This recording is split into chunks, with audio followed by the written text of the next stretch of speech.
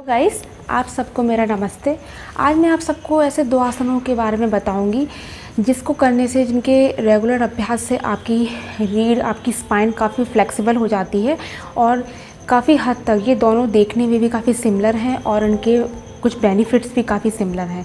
तो चलिए सबसे पहले हम मर्जरी आसन का अभ्यास करते हैं। मर्जरी आसन के बारे में आपने काफ़ी सुना होगा, इसकी प्रैक्टिस भी की होगी, लेकिन इसका करने का सही तरीका क्या है, अपनी बॉडी का अलाइनमेंट आपको किस तरह से राइट वे में रखना है।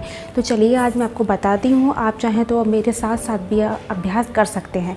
तो मर्जरी आसन में आने के लिए सबसे पहले हम वज्रासन की स्थिति में आ जाएंगे।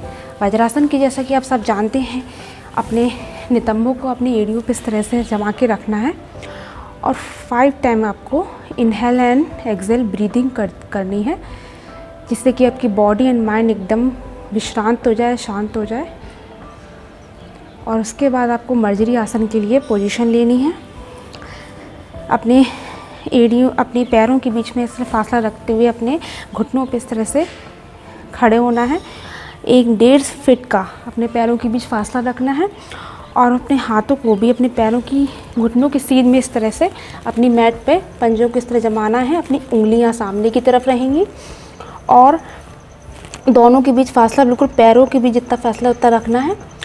और ध्यान रहे कि आपके जो हाथ हैं वो आपकी शोल्डर के एकदम सीध में रहेंगे, स्ट्रेट रहेंगे, और आपके हिप्स के सीध में एकदम आपके घुटने तक का जो भाग है पैर का वो रहेगा। और उसके बाद ये आपका प्रारंभिक स्थिति है मर्जरी आसन की। उसके बाद आप इसको आइज़ को अपनी क्लोज़ करके भी कर सकते हैं और आइज़ ओपन करके भी कर सकते हैं। मैं चाहूँगी कि आप आइज़ को क्लोज़ करके करें, जिससे बहुत ज़्यादा बेनिफिशियल रहेगा आपके लिए। तो आइज़ को क्लोज़ करते हुए, इनहेल करते हुए धीरे धीरे आप अपने सिर को और अपनी गर्दन को ऊपर की ओर स्ट्रेच करेंगे और धीरे धीरे अपनी स्पाइन को नीचे की तरफ धनुषाकार आकृति में ले जाएंगे और अपने अमाशय को धीरे धीरे फैलाएंगे। जहाँ तक इनहेल करते हुए आप स्ट्रेच कर सके करेंगे और उसके बाद 5 सेकंड के लिए आपको अपनी सांस को रोक के रखना है।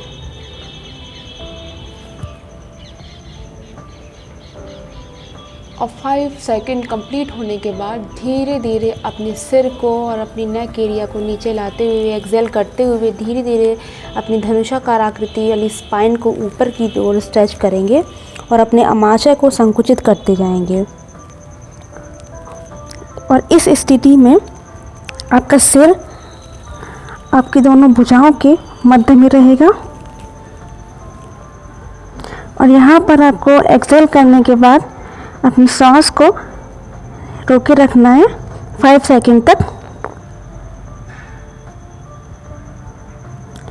और फिर से धीरे धीरे अपने सिर को, अपने नेक को ऊपर स्ट्रेच करते हुए, अपनी स्पाइन को नीचे की तरफ स्ट्रेच करते हुए, इनहेल करते हुए ऊपर की तरफ जाना है और फिर से धीरे धीरे एक्सेल करते हुए नीचे की तरफ आना है। अपनी स्पाइन को ऊपर की तरफ खींचते हुए अपनी सांस को रोकते हुए रखना है 5 सेकंड तक। और उसके बाद आप नॉर्मल पोजीशन में आके अपनी आइज़ को ओपन करते हुए और धीरे से फिर से आपको वज्रासन में बैठ जाना है। और इस तरीके से आपको इसको कम से कम 5 to 10 टाइम्स आपको डेली रिपीट करना है। 5 to 10 टाइम करने से आपकी बॉडी में एक स्ट्रेच महसूस होगा। तो आपने देखा कि किस तरह से मैंने आपको करके बताया और आपने भी साथ साथ किया, तो आपको अपनी नेक एरिया, आपकी शोल्डर एरिया एंड आपकी स्पाइन एरिया में काफ़ी स्ट्रेचिंग महसूस हुई होगी। तो इससे इन तीनों एरिया में आपकी फ्लेक्सिबिलिटी आती है और साथ ही साथ यह आसन आपके महिलाओं के प्रजनन तंत्र को काफ़ी पुष्ट करता है और गर्भावस्था में भी इसका अभ्यास किया जा सकता है। पर ध्यान रखने वाली बात यह है कि आपको अपने अमाशय में बहुत ज़्यादा फोर्स नहीं लगाना है, मतलब फोर्सफुली संकुचित नहीं करना है उसको। और थर्ड थिंग ये, जो महिलाएं काफ़ी ग्लूकोरिया यानी कि श्वेत पदर से पीड़ित होती हैं, उन महिलाओं को ये आसन करने से काफ़ी आराम मिलेगा। तो चलिए हम अपने अगले आसन का अभ्यास करते हैं जिसका नाम है व्याघ्रासन। तो जैसे कि मैंने आपको बताया, व्याघ्रासन भी मर्जरी आसन जैसा ही दिखने वाला आसन है। उसका अभ्यास भी सेम इसी की तरह है, पर इन दोनों में थोड़ा सा माइनर डिफरेंस है। तो चलिए सबसे पहले हम व्याघ्रासन करने से पहले मर्जरी आसन की स्थिति में आएंगे। उसकी प्रारंभिक स्थिति ले लेंगे इस तरह से, अपने हाथों में और पैरों में इस तरह से समान फासला रखते हुए, और अपनी ब्रीदिंग को नॉर्मल करेंगे, अपनी बॉडी को एकदम विश्रांत करेंगे। और उसके बाद हम अपनी आइज़ ओपन या क्लोज दोनों, कुछ भी जो आपको कंफर्टेबल लगे, आप ओपन करके भी कर सकते हैं, आइज़ को क्लोज़ करके भी कर सकते हैं। तो मैं अपनी आइज़ को क्लोज़ करके करूँगी। तो ठीक है, सबसे पहले आप अपने ब्रीदिंग को नॉर्मल करते हुए अपने राइट लेग को एकदम स्ट्रेट पीछे की तरफ फैलाएंगे, पीछे की तरफ स्ट्रेच करेंगे एकदम स्ट्रेट। और उसके बाद अपने घुटनों को इस तरह से मोड़ते हुए अपने पैरों की फिंगर्स को, उंगलियों को सिर की तरफ रखेंगे। और इनहेल करते हुए अपने सिर को, जिस तरह से मर्जरी आसन में आप स्ट्रेच करते हैं, अपने सिर और नेक को ऊपर तरफ स्ट्रेच करेंगे और अपनी स्पाइन को धनुषाकार आकृति में नीचे की तरफ स्ट्रेच करेंगे। जितना हो सके अपने पैर को आप ऊपर ले जा सकते हैं, ले जाएंगे। और सिर को, और इनहेल करते हुए यहाँ पर अपनी ब्रीदिंग को रोक देंगे और 5 सेकंड्स यहाँ पर रुकेंगे।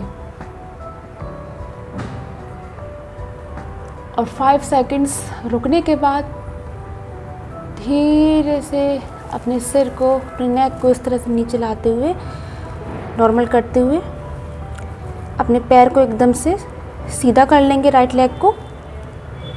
और उसके बाद फिर से अपने घुटने को मोड़ते हुए, इनहेल करते हुए अपने सिर को नीचे लाएंगे, नेक को नीचे लाएंगे और अपनी घुटनों को इस तरह से अपने चेस्ट के पास ले आएंगे और अपनी रीढ़ को, स्पाइन को इस तरह ऊपर की तरफ धनुषाकार स्ट्रेच करेंगे और अपने घुटनों से अपनी वक्ष को, यानी अपनी चेस्ट को दबाने का प्रयास करेंगे।